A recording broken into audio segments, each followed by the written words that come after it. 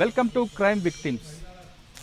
మన ఆర్థిక కష్టాలు వాళ్ళకి పెట్టుబడులు, మన కుటుంబ సమస్యలు వాళ్ళకి చాలా వరాలు.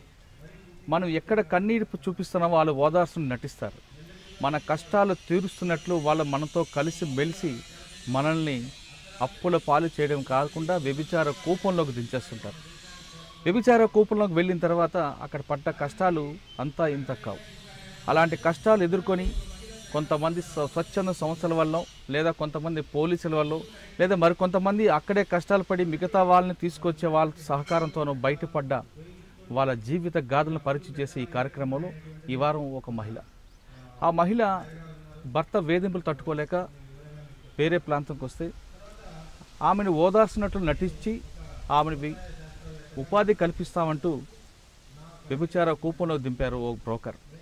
ఆ బ్రోకర్ మహిళ, అంటే మహిళకు మహిళే శత్రువు అనేది నిరూపించింది ఆమె.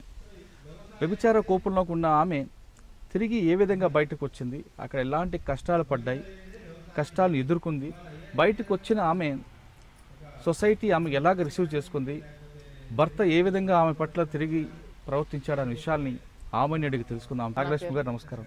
నమస్కారం సార్, నా పేరు నాగలక్ష్మి, మా తనకల్లు. నేను వచ్చి చిన్న వయసులోనే పెళ్లి చేసినారు సార్. మా అమ్మ మా నాయన నేత వయసులోనే పెళ్లి కాకనే పెళ్లి చేసినారు. చేసింటే అతను నన్ను ఎక్కువ హింస పెట్టినాడు. నా భర్త వచ్చి తాగేసి వచ్చేది, కొట్టేది, తిట్టేది, రోజు వచ్చి నాకు హింస అనేది ఎక్కువ పెట్టేది. అంటే మాకు వచ్చి మా అత్తగారికి వచ్చి ఆస్తి పాస్తి ఉంది, భూమి ఉంది, మడి అవన్నీ ఉన్నాయి సార్. ఇంకా అవన్నీ నేను అడుగుతానేమని చెప్పి మా బావ కొడుకు, మా బావ వాళ్ళ తోడుకోవడాలు అందరూ చెప్పేది, రోజు నా మౌనికి తాపిచ్చేది, ఎక్కువ నాకు హింస పెట్టేట్టుగా చేసినారు సార్. ఇంకా నన్ను ఇంటి పంపించేయాలి అని చెప్పి ఒకరోజు ఎక్కువ తాపేసినారు. కిరసనాలు కానీ చేతికి ఇచ్చినారు సార్. ఆమె చంపేసుకోండి చెయ్యి, మేము కలిసి ఇంటి నీకు చూసుకుంటామని చెప్పినారు. అతను వచ్చి ఒకరోజు తాగేసి వచ్చి నా మీద కిరసనాలు పోసి అంటించేదానికి తయారు పడిపోయినాడు. నేను అతను తాగిన మొత్తులే ఉన్నాడు కాబట్టి నేను అతను అక్కడ కిందికి దబ్బేసి నేను బయటకు వచ్చేసినాను. బయటకు వచ్చేసిన తర్వాత ఇంకా ఒళ్ళు అంతా కిరసనాలు పోసేసినాడు అని చెప్పి చీర అంతా పెరికేసినాడు. ఆ తాగిన మొత్తులో కూడా వచ్చి చీర పెరికేసినాడు. ఇట్లా బఠాన బయలు ఇట్లా బజార్లోనే సార్. ఎవరు ఇరుగు పొగురు వాళ్ళు కూడా అక్కడ ఎవరు మాట్లాడించిన వాళ్ళు కూడా లే, ఎవరు అడ్డం వచ్చిన వాళ్ళు కూడా లే. ఇట్లా అబ్బు చేతులు పట్టుకొని నిలబడుకున్నా, ఉత్త లంగా తన జాకెట్ తన నిలబడుకున్నా. ఒక్కరు కూడా వచ్చి నన్ను ఇది చేసిన వాళ్ళు కాదు.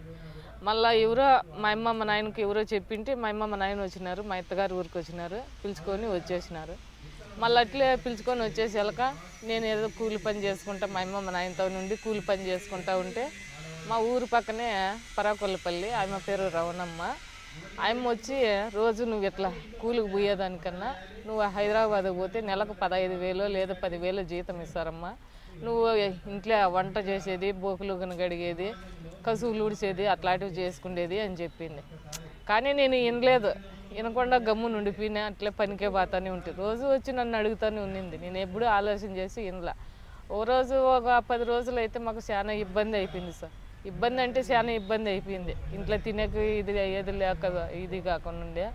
ఆ టైంలో ఇంకా నాకు ఎక్కడ అవకాశం జరగక ఏదే దిక్కు తెలక నేను మళ్ళా వచ్చి ఆ టైంలో కూడా అమ్మ అడిగింది, ఏమ్మా పాతావా, ఎట్లా నీ పరిస్థితి ఎట్లుంది, 10 రోజుల నుండి ఏమి సంపాదన కూడా లేదు, తినేకి కూడా మీకు అన్నం లేదు అని అని చెప్పింది సార్. సరే అమ్మా పాతాను లేని అన్నాను. ఇంట్లోటి పనికి అయితేనే నేను పాతాను, వేరే పనికి అయితే నేను ఎక్కడ పోను, నాకు అట్లాంటివి పట్టవు. కానీ మీకు ఆ విషయం చెప్పే ముందు మీకు భర్త వేధించి రోడ్డు మీద కిరోసిన్ పోసి చంపడానికి ప్రయత్నం చేస్తున్నప్పుడు మీ నాన్నగారు మీ అమ్మగారు వచ్చి ఉన్నారు, కానీ కాలనీ వాళ్ళు ఎవరో ఆదుకోలేదు. పోలీస్ స్టేషన్ వెళ్ళి కంప్లైంట్ ఎందుకు ఇవ్వలేదు? కంప్లీట్ ఇచ్చినా కూడా పోలీసు వాళ్ళు అప్పటికి పట్టించుకోలేదు సార్. ఎవరు నాకు ఆస్తి కావాలని కూడా కంప్లీట్ ఇచ్చినాము. నా మొగునాస్తి నాకు స్వాధీనం కావాలని కూడా కంప్లీట్ ఇచ్చినాము. కానీ నా మొగునాస్తి వాళ్ళు మా బావ కొడుకులు పోలీసులు ఏమన్నారు సార్, నీ ఆధారాలు ఏంటివి లేవు కదమ్మా, వాళ్ళ ఆధారాలు నీ తావా, ఆధారాలు ఏంటివని ఉంటే నువ్వు కోర్టుకి వేసుకోమ్మా అని అన్నారు. నీ భర్త కొట్టాడు అని కంప్లైంట్ ఇచ్చినప్పుడు కూడా యాక్షన్ తీసుకోలేదు? తీసుకోలేదు సార్, తీసుకోలేదు. అప్పటికి తీసుకోకపోవడం తర్వాత రమణమ్మ మీ దగ్గరకు వచ్చింది. ఆ తర్వాత ఏం జరిగింది? తర్వాత వచ్చి ఇట్లే సార్ పనికి పోతా ఉంటే ఆమె వచ్చి చెప్పిన తర్వాత మాకు ఎక్కువ గడిచేదానికే కష్టం అయిపోయింటే, అంటే ఇంకా మా అమ్మ మా నాయన వచ్చి వయసు అయిపోయింది సార్. ఇంకా వాళ్ళ కొడుకులు ఏమో 2 ఉన్నారు, కానీ వాళ్ళు పట్టించుకోరు సార్. నేను మొగ్గు నిలిచిపెట్టేసి ఇంటికి వచ్చినానని చెప్పి వాళ్ళు కూడా పట్టించుకోలేదు సార్. పట్టించుకోకుండా ఉంటే మళ్ళీ ఇట్లా ఇంకేమో నేను నెలకు 10,000 15,000 అంటే నేను కూడా కొద్దిగా ఇదైనాను సార్. ఏదో మేము మన ఆయన్ను పోషించుకుందాంలే, ఇంకా మాకు ఎవరు లేరని చెప్పి ఆలోచన చేసినాను. మళ్ళీ అమ్మ కూలికి పోతా ఇంట్లో మా అమ్మ మా నాయనకు కూడా చెప్పిందిలే నేను ఇట్లా వెళ్ళిపోతానమ్మా అని. కూలికి పోతానని చెప్పేసిన వెళ్ళిపోయినా. మళ్ళీ మా ఊరు పక్కనే స్టేషన్ ఉండింది. ఆ స్టేషన్ కాడికి వచ్చాయమ్మ నువ్వు టిక్కెట్లు తీసుకుంటాను అని చెప్పింది అమ్మ రవణమ్మ. టిక్కెట్లు తీసుకుంది. నేను ఆ స్టేషన్ కాడికి వెళ్ళక మళ్ళీ వచ్చి కదిరికి పిలుచుకొని వచ్చేసింది. కదిరికి పిలుచుకొని వచ్చి రైలు స్టేషన్లో దిగినాము. రైలు స్టేషన్లో ఏంటంటే మళ్ళీ గెజిల్రెడ్డిపల్లి క్వార్టర్స్లోకి పిలుచుకొని వచ్చింది. గెజిల్రెడ్డిపల్లి క్వార్టర్స్లో వచ్చి ఒక అతని పేరు ఒలి, ఒక అతని పేరు అజీమ్. వాళ్ళిద్దరూ వాళ్ళు మొత్తం అంతా మీటింగ్ అంతా వాళ్ళిద్దరిదే. ఈ అమ్మ తనకల్ నింటి కదిరికి పిలుచుకొని వచ్చింది. వీళ్ళు ముగ్గురు బోకర్లే సార్. మొత్తం అయితే ఇప్పుడు వీళ్ళిద్దరు ముగ్గురు మాత్రం బోకర్లే, పక్కా బోకర్లే. ఇక్కడ నింటే అమ్మాయిలను అక్కడ పిలుచుకొని పోయి ఇది చేసే బోకర్లు మాత్రమే. మళ్ళా టిక్కెట్లు బుక్ చేయాలని చెప్పినారు వాళ్ళు. భాషలు అంటే నాకు భాష రాకుండా ఉండే సార్, అప్పుడు హిందీ రాకుండా ఉండే. వాళ్ళు మాట్లాడుకుండేది నాకు అర్థం కాకుండా ఉండే. వీళ్ళిద్దరు అజయ్ అని ఒలి మాట్లాడుకుండేది. టిక్కెట్లు 3 రోజులు పడుతుంది, 2 రోజులు లేట్ అవుతుంది అని ఈ అమ్మకు రవణమ్మకి చెప్పినారు. మళ్ళీ ఏమక్క నేను ఈ అమ్మని అడిగితే టిక్కెట్లు లేట్ అవుతాయంటమ్మా, 2 రోజులు ఉండాలంటే మనం ఏడాను అని. సరేలే అని నేను. మళ్ళీ భోజనము వాళ్ళు బాత్రూము పాస్ బాళ్ళన్న ఒంటికి బాయాలి ఏంటికి వాళ్ళన్నీ వాళ్ళు లోపలని అన్నీ ఇచ్చేసినారు. నన్ను బయటకు రానియకుండా కదిర్లోనే సార్ గెజిల్రెడ్డిపల్లి క్వార్టర్స్లో చేసినారు. నేను బయటకు వస్తే నన్ను ఎవరన్నా పట్టుకుంటారేమో లేదు కనుక్కుంటారేమో అని చెప్పి నన్ను బయటకు రానియకుండా ఇది చేసినారు. కానీ మళ్ళీ 3 రోజుల తర్వాత టికెట్లు బుక్ అయినాయి అని చెప్పేళ్ళకి మళ్ళీ 3 రోజుల తర్వాత బురకాయ వేసినారు. నాకు బురకాయ వేసినారు, ఆటోలో పిలుచుకొని పోయినారు స్టేషన్కు. మీరు అడగలేదా నాకు బురకా ఎందుకు వేస్తున్నామని? అడిగినాను. ఇట్లా పిలుచుకొని పోయేటప్పుడు ఎవరన్నా చూస్తే మళ్ళీ పోలీస్ కంప్లైంట్లు ఇస్తారు, అవి ఇవి ఇబ్బంది అవుతాయి అని అన్నారు. ఇప్పుడు పని చేసుకునేదానికే కదా పాతాండేది, ఇంకేంటికి కాదు కదా అన్నారు. అప్పుడు కూడా అడిగినాను నేను, పని చేసుకుండేకేమ్మా నీకేం మేమేమన్నా అబద్ధం చెప్తామా అన్నారు. ఏమో అబద్ధం చెప్తున్నారు ఎట్లా అని కూడా అడిగినాను నేను ఆ టైంలో కూడా. ఇంక మళ్ళీ ఎందుకు బురకాయ ఎత్తన్నారంటే ఎవరన్నా చూస్తే నీకు ఇబ్బంది అవుతుంది మాకు ఇబ్బంది అవుతుంది అన్నారు. సరేలే ఇంకేమో లే అని చెప్పి నేను ఆలోచన చేసిన. అంటే ఇప్పుడు ఉన్న గవనం అప్పుడు లేదు సార్ మాకు. ఇప్పుడు ఉన్నట్టు అప్పుడు ఉన్నట్టే కదా అది వేరేగానే ఉండు. మళ్ళా పిలుచుకొని పోయినారు, కదిరి స్టేషన్లోకి పిలిచిపోయినారు. మళ్ళీ ఆడొచ్చి దీనికి ఇక్కడ ఉంది చూడు సార్, ఇది గుంతకల్, ఇది గుంతకల్ కాదేమో ఇక్కడ కాదు సార్, ధర్మవరానికి సార్, ధర్మవరానికి పిలుచుకొని పోయినారు. నైట్ 11 గంటలకు ఉందంట ట్రైన్. ఆ ట్రైన్కి ఎక్స్ప్రెస్కు పిలుచుకొని పోయినారు. నాకు ఇక్కడ చెప్పిండేది ఏమని హైదరాబాద్కు అని చెప్పినారు. సరేలే అని చెప్పి హైదరాబాద్కే కదా అని చెప్పి నేను ఆలోచన చేసిన. హైదరాబాద్ దాటుకున్నాము, అన్నీ దాటుకున్నాము. ఆటికి పోనాక ఇదేనా అంటే నేను హైదరాబాద్, ఇది హైదరాబాద్ కాదు ఢిల్లీ అంటారు. రవణమ్మను ఒలి ఇక్కడ నుండి తీసిచ్చిండేది టిక్కెట్లు అజీమ్ మెయిన్ బోకర్ వాడే.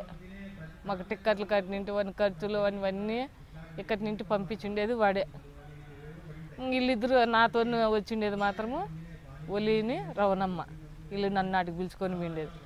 మళ్ళీ ఇక్కడి నుండి అజీమ్ ఫోన్ చేసినాడు అక్కడ ఎవరికి జరీనాకు ఫోన్ చేసినాడు ఢిల్లీకి. అప్పుడు ల్యాండ్ ఫోన్లు సార్ ఉన్నింది. ఫోన్ చేసినాడు. మళ్ళీ ఆయమ్మ ఏమని చేసింది ఆటో పిలుచుకొని రైల్ స్టేషన్ దాకా వచ్చింది. రైల్ స్టేషన్ దాకా వచ్చేళ్ళకి ఇంక వీళ్ళు మామూలుగా ఒలిని రవణమ్మ మామూలుగా పిలుచుకొని వస్తానే ఉన్నారు మనసుల్లో. పాతాన్నిటి గుర్తుపెట్టేసినారు వీళ్ళు వాళ్ళిద్దరిని, ఆయమ్మ జరీన్ అనే అమ్మ. మళ్ళీ పిలుచుకొని పాతాన్నిటి పిలుచుకునింది, ఆటోలకు వస్తానే పెట్టుకుంది. బిరిబిన్ను వచ్చేసింది. బిరిబిన్ను వస్తానిట్టే ఊకున్న మళ్ళీ పైకి ఇట్లా చిన్న చిన్న కమరాలు ఉంటాయి సార్, పైన చిన్న చిన్న కమరాలు ఉంటాయి. పిలుచుకొని పోయినారు. రూమ్కి పిలుచుకొని పోతే ఇట్లా పెద్ద హాల్ ఉంది సార్, పెద్ద హాల్ ఉంది. పైన చిన్న చిన్న రూమ్లు ఉన్నాయి. ఒక ఆళ్ళు ముగ్గురు రూమ్లు ఉన్నాయి పైన. కింద ఇట్లా పెద్ద హాల్ ఉంది. ఆ హాల్లో వచ్చి అన్నీ టేబుల్ మాదిరి వేసినారు. ఇవి చెక్క ఉంటాయి సార్ టేబుల్.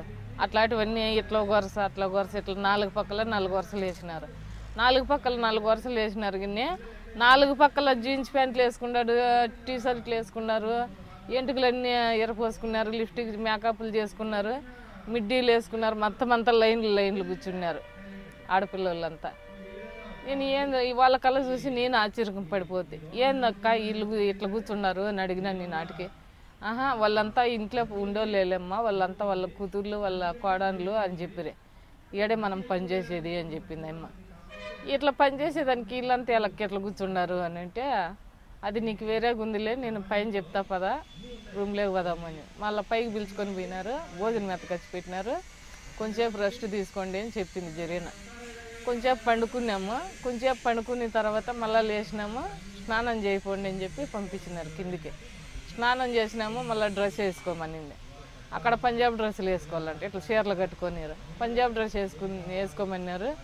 బ్యూటీ పార్లర్ పిలుచుకొని పోయింది జరీనా. నన్ను పిలుచుకొని పోయింది. మళ్ళీ ఎంటుకలు కటింగ్ చేయించింది. మగం అంతా బాగా నీట్గా చేయించేసింది. హైబ్రూ చేయించేసింది. ఫుల్గా మనిషిని బాగా మేకప్ చేసేదానికి తయారు చేయించేసా.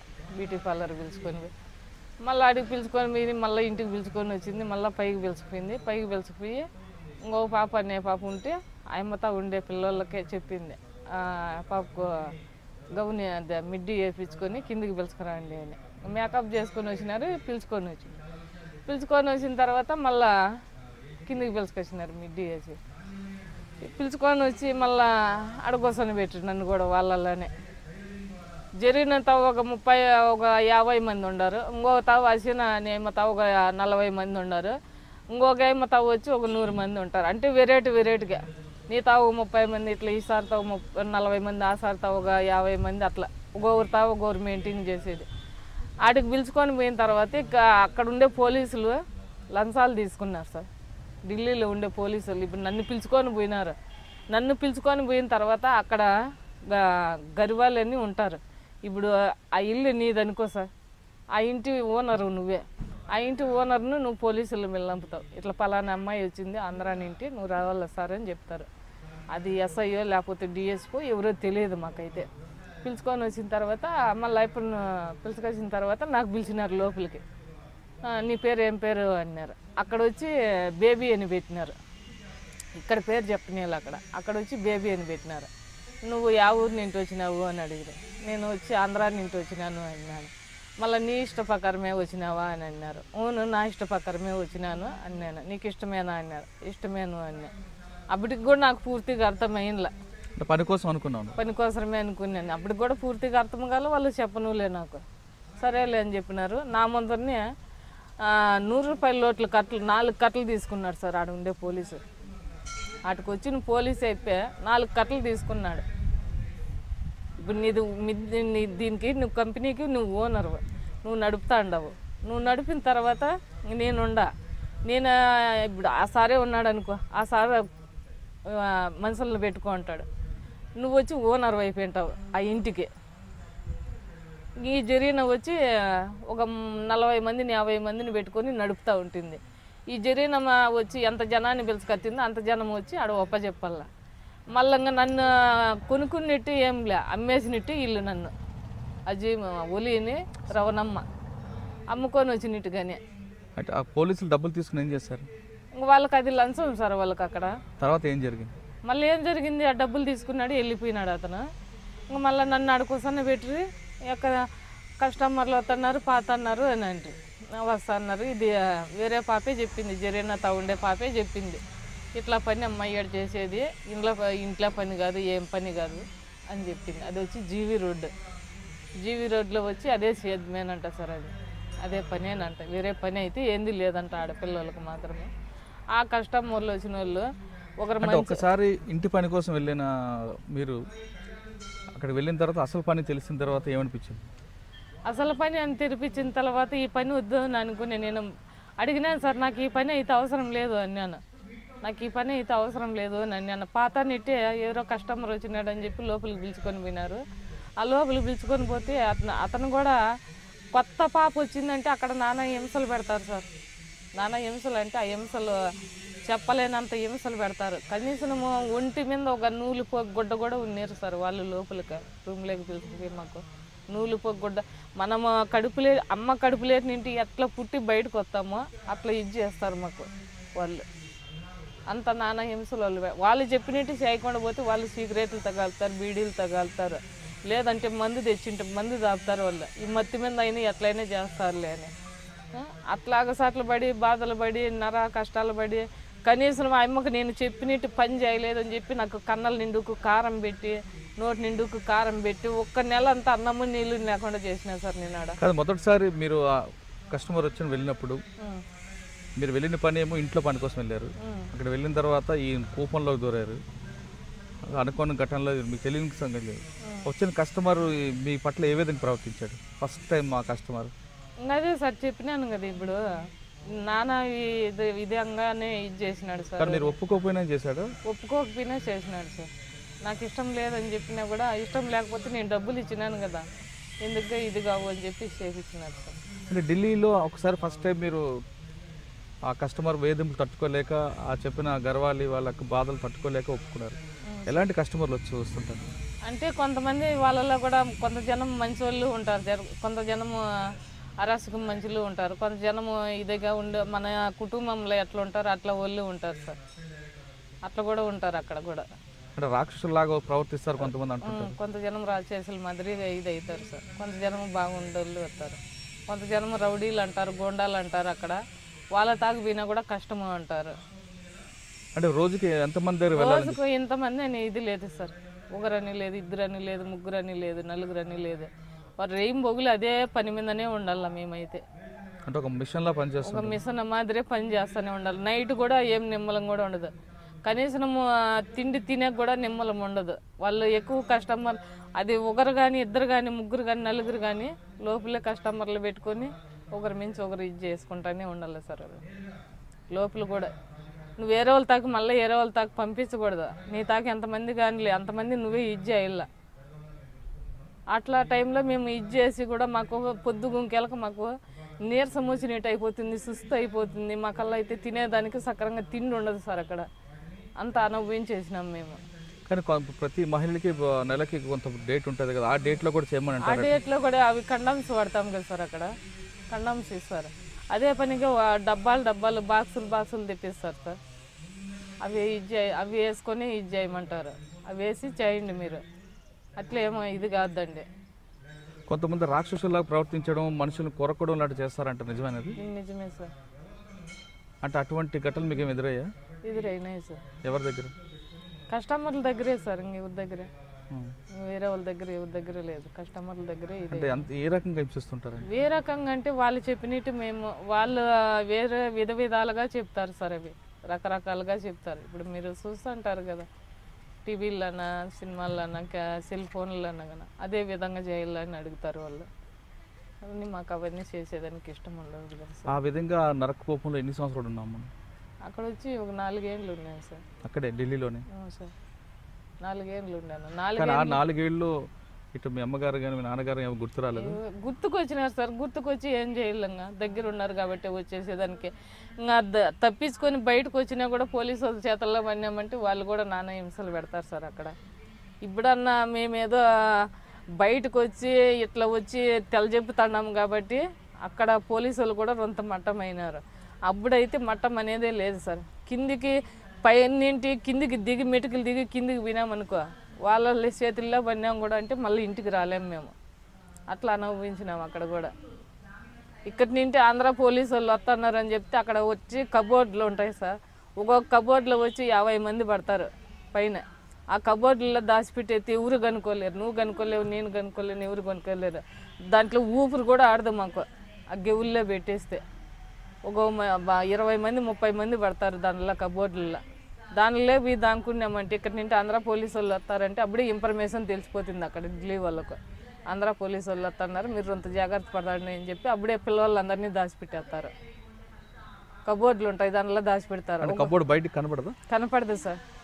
మామూలుగా కబోర్డులు అంటే చిన్న చిన్న కబోర్డులు ఎంతే సార్. దానిలో వాకిన్లు కూడా అవి లోపలికి గెల్లి పెట్టినా కూడా మామూలుగా ఎట్లుంటాయి అట్లే ఉంటాయి. అక్కడ వేరే విధంగా కూడా మళ్ళీ మూసినారా తెరిచినారా దీనికి గెల్లు ఉన్నాయి అని కూడా కనుక్కోలేరు ఎవరు కానీ. అట్లుంటాయి ఆ కబోర్డులో. ఆ కబోర్డులో ఒకవేళ పానం ఉండి 1 గంట పడుతుందో 2 గంటలు పడుతుందో వాళ్ళు వచ్చి వెళ్ళిపోయాక అంతకు లోపల సత్య చేయొచ్చు, బతికితే బతకచ్చు దాంట్లో. ఆ కబోర్డులు నింటి బయటకైతే పల్లెం తిరిగిపోయింది. 4 సంవత్సరాల తర్వాత ఢిల్లీ నుంచి ఎక్కడికి వెళ్ళాము? ఢిల్లీ నుంచి నాకు పెట్టిండి హింసలు అనేది చూడలేక కింద వాచ్మ్యాన్ ఉన్నాడు సార్. వాచ్మ్యాన్ ఉంటే ఆ వాచ్మ్యాన్ తర్వాత నుండి బయటకు వచ్చినాను సార్. నేను బయటకు వచ్చి ఆ వాచ్మ్యాన్ అనేప్ప నాకు టిక్కెట్ తీసిచ్చి ఆటో బాడికి ఇచ్చి ఆటోకి ఎక్కించి ఆటో ఇప్పటికి చెప్పి ట్రైన్ ఎక్కించినాను నాకు అనంతపురం ట్రైన్. ఇక్కడ ఇప్పుడు ఢిల్లీ నుండి ఇక్కడ అనంతపురానికి ట్రైన్ వచ్చింది కదా సార్, ఆ ట్రైన్ ఎక్కించినాడు. మళ్ళీ అనంతపురం నుండి అనంతపురంలో దిగినాను. మళ్ళీ ఇక్కడ అనంతపురం బస్ స్టాండ్కి వచ్చి బస్సు ఎక్కి మా ఊరికి వచ్చినాను సార్.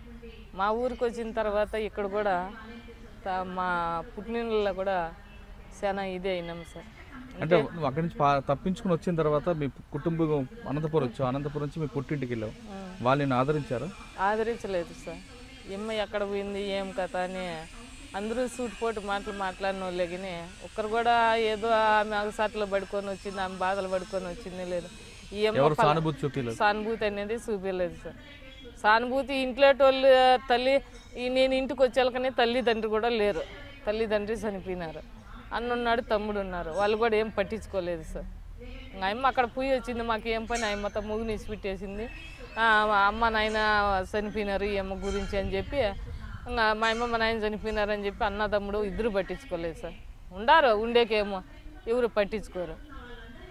అట్లా టైంలో కూడా నేను ఉండి కూడా జీవనం చేసుకున్నాను సార్. ఎట్లా మామూలుగా పక్కన ఉంటారు కదా ఇరుగు పొరుగు వాళ్ళు కూడా చుట్టుపోటు మాటలతోనే పొడిచినారు. కానీ ఏదో ఆ అమ్మాయి వచ్చింది మనం ఆడమనిషం కదా ఆ అమ్మని ఎట్లాంటి అని అనుకునేది కూడా లేకుండా అనుకున్నారు సార్. నీళ్ళ కొల్లాయిల కాడంట పనికి బీంతావంట అమ్మ అక్కడ పోయి వచ్చింది, అమ్మ అగసట్లు పడి వచ్చింది, ఆ బాధలు పడి వచ్చింది అని అనుకునే వాళ్ళు ఉన్నారు సార్. ఎదురుగా అయితే అన్నోళ్ళు లేరు, ఎదురుగా అంటే కొంత బాధపడతారని సూటిపోటు మాటలతోనే. ఇప్పుడు నేను నువ్వు ఇక్కడ కూర్చోండవు, నేను ఆడ అనుకునేది నీకు వినపడతానే ఉంటుంది కదా సార్. అది అనేది మనసులో ఒక బాధ అనేది కలుగుతానే ఉంటుంది సార్. మేము బుద్ధుండి బుద్ధి లేకుండా ఈ బాధ ఎక్కువ ఉంది. ఈ బాధ కొన్నాళ్ళు అనుభవించినాము. ఎప్పుడైతే మళ్ళీ మాకు తెలియదు అని చెప్పి మేము ఏరో వాళ్ళు వచ్చి మాకు ఎవరో కదిరిలేక ఏదో పని మీద వచ్చింటే మళ్ళీ ఇట్లా నువ్వు ఫలానా తాగిపోతే నీకు న్యాయం జరుగుతుంది అని చెప్పినారు. ఫలానా తాగంటే ఎవరు అంటే మళ్ళీ ఇట్లా అని మళ్ళీ ఈసారి ఇచ్చుకున్నారు. మళ్ళీ ఈ మేడంకి ఎవరో చెప్పినారు ఇట్లా పలానూరు నుండి పలానా తనకల నుంచి అక్కడి నుండి ఏమో వచ్చింది అని చెప్పినారు. చెప్పాక మళ్ళీ ఎల్లప్ప సారు భానూజీ మేడము వచ్చి మా ఇంటికాడికి కారు వేసుకొని వచ్చినారు సార్. కారు వేసుకొని వచ్చాక అప్పుడు నాకు కొంచెం ఇది అయింది సార్, ధైర్యం వచ్చింది. ధైర్యం అంటే కొద్దిగా చూడు ఇప్పుడు మా అమ్మ మా నాయన లేరు నాకు తోడు, ఉండేవాళ్ళు పట్టించుకోలే. మొగుడు అనేవాడు చనిపోయినాడు. మొగుడు నింటి ఆస్తి పాస్తి నాకు అందల, ఇట్లా పుట్టినింటి నింటి నాకేం అవకాశాలు లేవు. ఏమంటే ఇంక నిన్ను అత్తగారి ఇంటికి ఇచ్చి చేసేసినాము, నీ బరువు బాధ్యతలన్నీ మేము దింపుకునేసినాము, అదేమన్నా వాళ్ళే చూసుకోవాలన్నారు. వాళ్ళ నింటి ఏం ఆశించలే, వీళ్ళ నింటి ఏం ఆశించలే. కానీ ఇప్పుడు మేడం తర్వాత నేను ఒంటరిగానే ఉన్నాను, బిడ్డలు అయితే లేరు నాకు. మేడం మీద నమ్మకం పెట్టుకొని నాకు తల్లిదండ్రి అయినా అమ్మ అయినా నాయన అయినా అని ఆయమ్మ అనుకొని నేను ఆయమ్మ మీదనే బతుకుతాను సార్. ఇంతవరకు అయితే ఎవరి మీద నేను ఆధారపడలేదు. పనికి పోతున్నాను సార్, పనికి పోతాను. ఒకరోజు పనికి పోయేది, ఒకరోజు ఇంటికాడ ఉండేది, పని చిక్కిన పొద్దు పనికి పోయేది ఉంటాను. మేడంతోనే కొంచెం ఎక్కువ నేను అక్కడి నుంచి వచ్చి మళ్ళీ మేడం ఇచ్చేసి మేడం వచ్చి మళ్ళీ నాకు కేసు పెట్టించి ఎఫ్ఐఆర్ చేపించి వాళ్ళ మీద ముగ్గురు మీద కేసు పెట్టి మళ్ళీ వాళ్ళని జైల్లో కూడా పెట్టించి వాళ్ళని ఇచ్చేసి మళ్ళీ డిఎస్పీని మొత్తం పోలీసు వాళ్ళను మేడము అందరము పోయి మళ్ళీ అక్కడి నుంచి 20 మంది పిల్లలను కూడా పిలుచుకొని వచ్చి కమిటీ అత్యాచారాల పైన నిరోధ కమిటీగా నిలబడి ఎవరిని ఇట్లా పానీయకుండా అక్కడ పోతే చెడిపోతారు, మేము ఎట్లా చెడిపోయినాము మీరన్నా బాగుపడండి, మీరు చెడిపోకూడదు, మీరు బాగుండాలని చెప్పి అందరికీ బాగా ధైర్యంగా ఉండి సపోర్ట్గా మేము ఎదుర్కొంటూనే ఉన్నాం సార్. ఎవరైతే భార్య భర్త కొట్టుకున్నా తిట్టుకున్నా వాళ్ళకి సమాధానం చెప్పేది, వాళ్ళకి నిలబెట్టేది, ఎవరన్నా బోకర్లుగా ఉండే వాళ్ళకి ఫోన్లు చేసి డిఎస్పీ మేడంకో ఎవరికోరు కానిస్టేబుల్కో ఫోన్లు చేసేది, పట్టించేసేది. ఎవరన్నా పాతాన్ని కూడా ఎక్కడన్నా పాతాన్ని తెలియకుండా పాతాన్ని తెలిసి పాతాన్ని కూడా వెంటనే చిన్నగా ఫోన్లు చేసేసేది, పలానూరు సార్ పలానా తాగిపోతున్నారు వాళ్ళకి ఎట్లా కనుక్కోండి సార్ అని చెప్పి. మీలాగా ఎవరు మరొకసారి మరొకరు మోసపోకుండా వాళ్ళని కాపాడే పనులు ఇప్పుడు మీరు ఉండు సార్. ఇప్పుడు మేమంటే ఎట్లా చెడిపోయినాం సార్, మా జీవితాలు ఎట్లా చెడిపోయినాయి. ఉండోళ్ళన్నా ఏదో బాగుపడుకోవాలి అని చెప్పి మేము ఇది కమిటీ నెంబర్గా 10 మంది ఉన్నాము సార్. 10 మందిలో కూడా మాకు అదే ఇదిగానే ఉన్నాము. మేము ఏటికైనా సిద్ధమే, ఒకవేళ మా పానాలు పోయినా మాకేం నష్టం లేదు, ఉండోళ్ళన్నా బాగుపడాలని చెప్పి మేము కమిటీ నెంబర్లకు ఎందుకొని దీనిల మీద డ్యూటీ చేస్తున్నాం సార్.